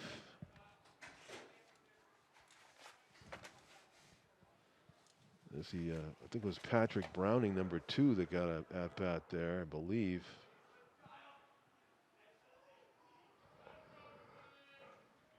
Number 8, is this? Kyle Slate. Kyle Slate for the Tomahawks. Looking at a fastball away from Novak, who features the hard stuff, it appears. He's another guy that takes little time in between pitches. 1-1. We like that. Yes, we do. And the fielders must like it too. Yeah. I think I told that anecdote about Rico Petrocelli in the 1967 World Series before. Some of those games took exactly 2 hours to play. Different game. Different game. I think it was less than 2 hours, one of them. Strike calls. Different game back then, and if you didn't pitch 7 or 8 innings or go 9, you weren't considered a pitcher. Yeah. Now you get a medal if you go 5 innings, which is just ridiculous. Right. It's absolutely ridiculous. It's extreme. But the number of Tommy John surgeries, the whole bit, I mean, it's just. The science is, the more the science has increased, the more the caution increases. That's true off the field too, isn't it, in the pandemic? Yeah, basically, yeah, no doubt about it. Yeah. 3-2 is the count. And with one out, nobody on, Novak wants to throw a strike here, and he does. Strike three. Boy, Novak looks really sharp. And you know what, John? He has a first baseman's body, not a pitcher's body in terms of build. You know what I mean? I agree. You know, yeah. and you look at him and you say, okay, first baseman. You know, and he's tall. He's got some bulk to him. But boy, he throws the ball very quickly and very well. Throws strikes. Finley gobbles it up, and it's going to be late. And it's going to be one extra base on the ground rule. Owen Medlock, nobody told him the ball was out of play. Dives into second base. Exactly. Medlock's been on base a lot today, and he got picked off in the first inning, but that uniform says base runner, base stealer. So another error for Nashua North. Yeah, he's in scoring position with 2 outs for the 2-hitter, and it's going to be Aiden Ponder.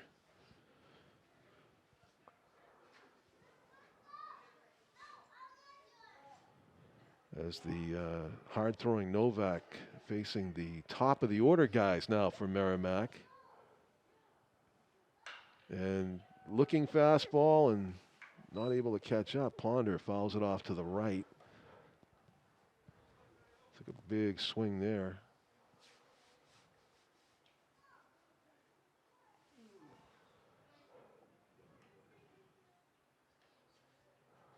Checking the runner 3 times was Novak. 4 times. Throws it home and big swing again. Oh, that was a big swing. Ponder. Took that inside pitch and wanted to drive it. Yeah. Problem was that ball was almost in the dirt by the time he let the bat go. Don't want to give him too much of the plate here on the 0-2. And he does. He gives him a nice off-speed pitch. He strikes out the side, if I'm not mistaken, right? Yes, he did. Great Mixed job in relief by Novak. Yep. Yep. Comes in, absolutely shuts the door. But the Titans bats still have work to do, down 4-1 as we go to the bottom of the 6th inning here at historic Holman Stadium. On a 48-degree day. Opening day. Opening day, and it looks it, doesn't it? Yeah. Like the ticket price, though, here at Holman compared to the major leagues are paying, Tom. I think so. You know, I took a glance at what the Red Sox are getting, and it's just ridiculous, you know, because they have limited capacity. They've charged a lot when supply and demand. Supply and demand, exactly. Yep. I can only imagine what the Patriots tickets are going to be like if they do the same thing. They're hoping for full capacity. Are they? Yeah, they really are. Yeah. I don't think that's going to happen. Really? I think that they'll probably be able to get 30,000 in there. That's my guess. Yeah. I don't know. It depends. I mean, I was talking with the vaccine. The vaccine, might make a different world. It may, but will there be enough time to show it? That's the thing. Yeah, you know, time is the efficacy studies and stuff. Yeah, all of that. You know, you want to see. You know, the variants that are out there. You know, make sure that the vaccines protect you against them. All sorts of different things, but. And they don't care in Texas with the baseball team, full capacity, 40,000. Certainly, yep, that's true there. Yeah. So I mean, they allow that. It's all by local rules. So I think here in Nashua they'll be for Silver Knights games. They'll be on the cautious side. They may go the same as last year. Or they may up it. I could see them upping it to maybe 50%, but not a full capacity. Ryan Bourgeois, the Titans catcher, looks at ball 1 outside. Dylan Brander still out there he rips it to left, base hit. Bourgeois jumping on that fastball in the outer third and hooking it. Yep, so now we'll see now. Let's see what North does. They're down by 3 runs. Yep, 2 innings to play. Liam Novak, now the pitcher in this game, batting second here in this inning. Looks down to the base coach, and I would bet you there's no sacrifice in effect here. First pitch swinging, it's inside the bag. Fair ball. Looks at second, throws to first, and it is not in time. No. Novak gets down the line and beats it out. Now the look to second cost him. Absolutely right. Yep. That's what did it. The look to second cost him. You're up 4-1. Don't even bother with the runner at second. Get the out at first base. And instead, it's a slow throw, and I guess you got to say it's a base hit, infield hit. It is a base hit. Yep. And Liam Novak busting it out of the box. Again, Knows his know the team's down by 3. situation, know the score. You know, that's the thing. And reaching on a high pitch for a bunt Yeah. to try to put runners at second and third. But I think what Alex I Miesig. think in that call by Zach Harris, Yeah. he just wants to make Merrimack, as he was telling his team, make them make a play. So that's why the bunt was on there, even though you're down 4-1. Who's the starting pitcher now? Second base is going to bunt at this one too, and it Let goes it go foul. foul. Now he's down 0-2. There's a little tilt to the field there. Yeah. And no, there is. There is. I think You're on not that even side, joking. I think Yeah. on that side there is a little bit of a tilt, and that definitely came into play. Not sure. I'd have to go down there, but I always thought there was a little bit. 0-2 is the count on Alex Miesig. 2 on. Nobody out here in the 6th inning. He's gonna have to swing away, and does. And he hits it to the right field. A fairly routine play. 1 out. Merrimack throws it around a little unnecessarily there, but it's first out of the inning. Still men on first and second for the Titans. So I'm not a fan of giving up an out there for the bunt hit, Tom. Sacrifice. See, I don't think he thinks of it as giving up and out. I think he thinks Merrimack's going to throw the ball around. Yeah. Okay. That's what I see. You know, see what I mean? Make them make a play. In other words, the he's bunt play. trying to force the error. Sure. That's what he's trying to do there. So here's Corey O'Day trying to keep this rally going. With 1 out now, groundhouse curve strike. And I believe it was O'Day who got victimized by the curveball the last time. Yeah, he against took a called third strike against Brander. Yeah, I think he saw 3 of them. He just saw a 4th. Fouled off to the right. So Brander just keeping him guessing enough. That was a good pitch right on the outside line of the plate, it appeared. 0-2 is the count. So Brander stepping up his game when he needed to, trying to protect that 4-1 lead that Merrimack has here in the 6th inning of a 7-inning game. Got the fly out with nobody out. Now with the 1 out, he's got O'Day with 2 strikes. Tough play, shallow right. It's going to drop. Long run, it's going to be in there. It's going to be a run. And it's going to be bases loaded with 1 out. No question that time. Yeah, no trap that time, no. And again, who's the batter? I wonder at second whether he would have had enough time to run out there. I think it was close. It's Jacob Langenfield, the lefty batter, the DH, and he's in at first base now. No batting. Oh, he's got the top hand bare, but bottom batting glove, that approach. So they haven't knocked the cover off the ball, but they get the job done with runners, bases loaded, and a line drive, and that's going to be a double play. My goodness, a little liner, a soft one, catching the runner off the base, and a double play. That's just bad luck for the Titans, as it was a gift. When I saw it hit, I thought it was going to go through, and I think the runner at third did too. He did, Tom, for 1 fateful step in the wrong direction, and that's all it took. That's a tough, tough play. What was a promising setup for the Titans goes by the boards as a line drive out double play. Merrimack is winning this game the old-fashioned way with pitching and some defense. Yep. You know, they really are.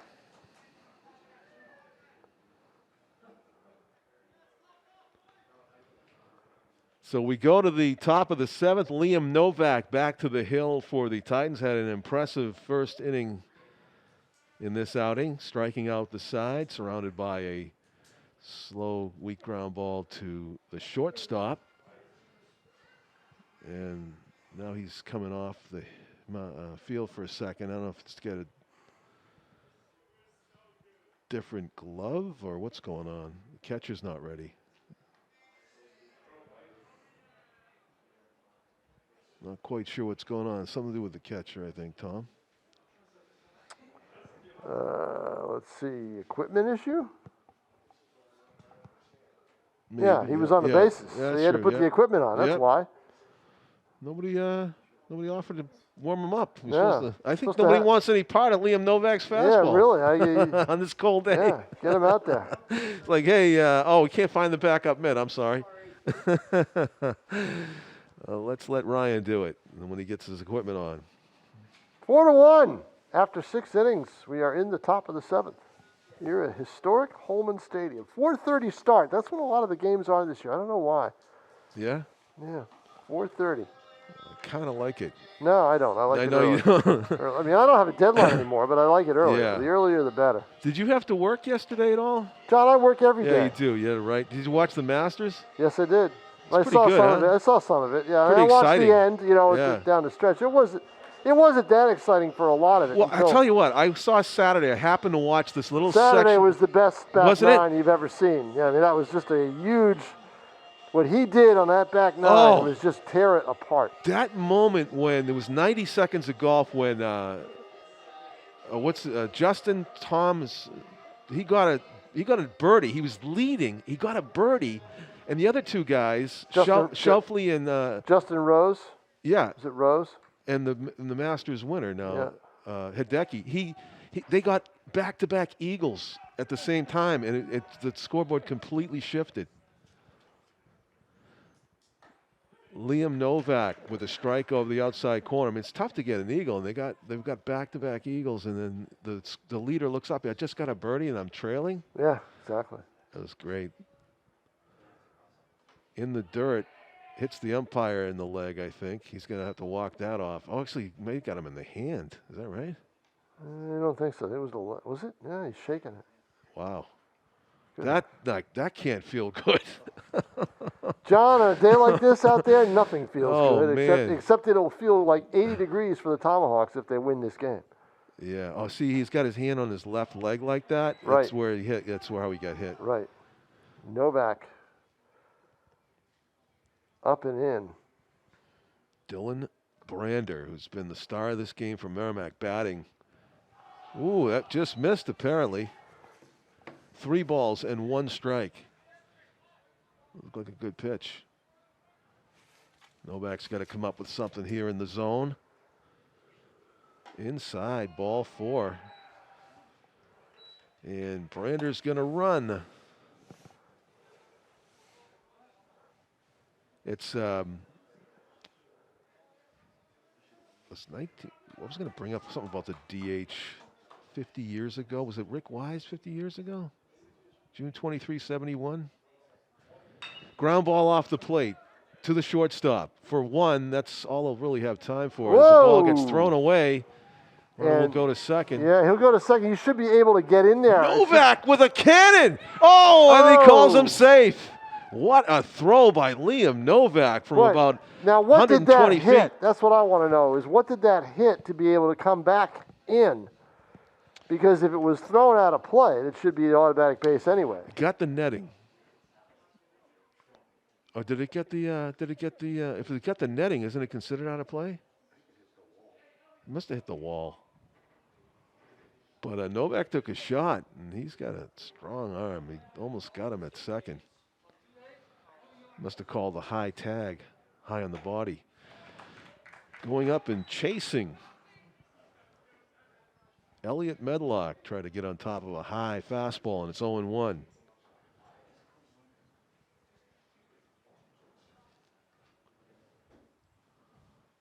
Merrimack leading 4-1 here in the 7th. Top of. Ball fouled back to the screen. I was reading, I think, a Sports Illustrated article about the DH and how the National League's about to go to a universal DH too next season. So this is the last season the pitchers bat in the majors. and they brought up. Well, that'll be a matter of collective bargaining, John. Oh, will it? It's not determined yet? No.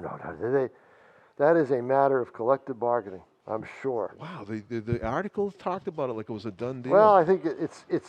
Swung on a miss, if strike. MLB is willing to do it, then yeah, it is basically a done deal. Why would you say no? Because the players want those jobs. Yeah.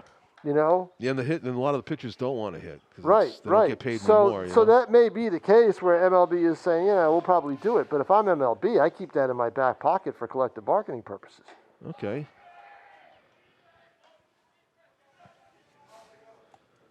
Well, they did. They talked a lot about the guy that Rick Wise, from his Pride coaching days here, the former major leaguer, had the best day as a DH as a pitcher in history. Right. Not as DH, just as a a pitcher that hit. Yeah. Well, but didn't he two home runs and a no-hitter? Yeah, a no-hitter, exactly. And the 50-year anniversary of that is coming up in June. Yep. And I believe his ball and bat are in the Hall of Fame. You're right. They took it over there, I think. Yep. Yeah. But Rick Wise goes into the Hall of Fame in my mind, for something else.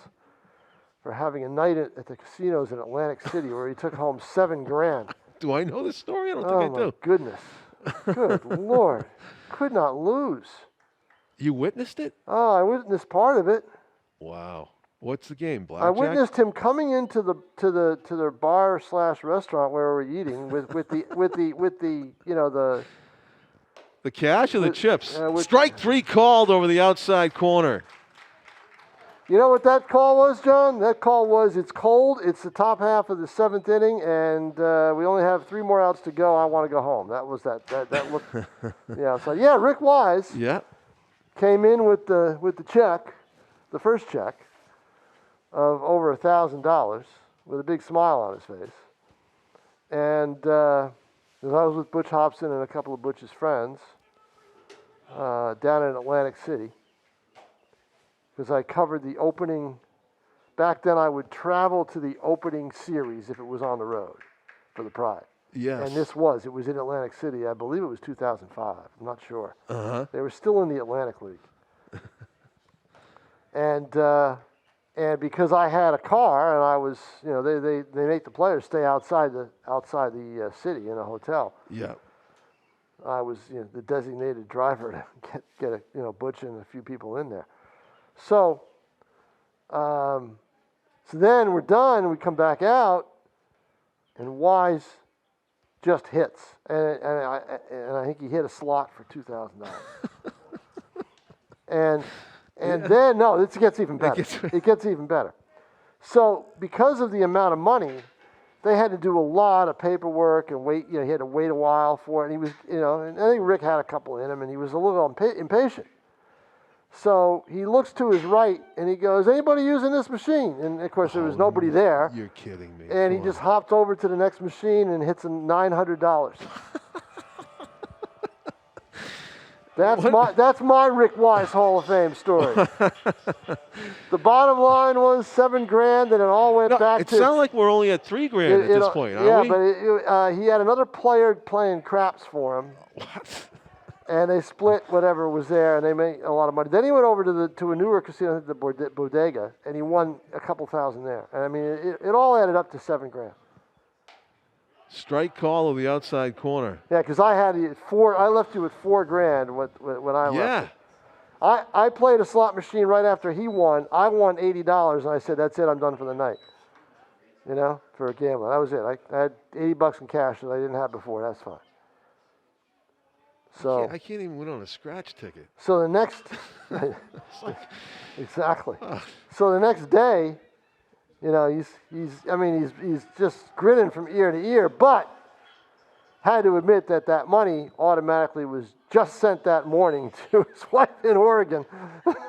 So easy come, easy go. And 1 up, 1 down here in the Titans' 7th, and this has been a clinic by Dylan Brander. No doubt about it. Strike. He keeps with the strikes, and this is number 24 for the Titans. Travis Holbrook kind of waves at that one. He's down 0-2 quickly. Brander trying to make quick work of the Titans. He has allowed 4 hits in the game. Probably the nicest one was line drive to right. Taking himself at to first. Left, and that's out number 2. Titans down to their last out here in the opener of the 2021 season. And this is Brander the whole way, right? 7 innings? Yep. 2 outs, nobody on here in the Titans' 7th, trailing 4-1. Their big chance last inning was turned into a... That could drop. Let's see. Foul ball? Yes, Just it foul. is. Yeah. Yeah, bases loaded, 1 out, trailing 4-1. Chance to get back in this game. Who knows, maybe tie it last inning, and it was a soft line into the third baseman. Trapped the runner off of third just enough for the double play. Step on the bag double play, and that ended the threat abruptly. Biggest play of the game. And there is James Reel showing off the flow, Tom. Kind of reminiscent of the Phillies' big slugger. There's a line drive to left center. Sinking fast. It's caught for the game-ending play. That's it. Pitching and defense. That's how they won this game, John Collins. That is an indication of how this game went right there. Great play in the outfield as the outfielders for Merrimack do their Mookie Betts, Benintendi, and Jackie Bradley impression. They win it 4-1 in the opening game of the season. Pitching and defense, as Tom said. For Tom King and my cameraman Tim O'Neill and our executive producer Pete Johnson, I'm John Collins, thanking you for watching. Congratulations to the Merrimack Tomahawks, off to a winning note. North will try to come back and win another day, another warmer day perhaps. Good night from Holman Stadium, everybody.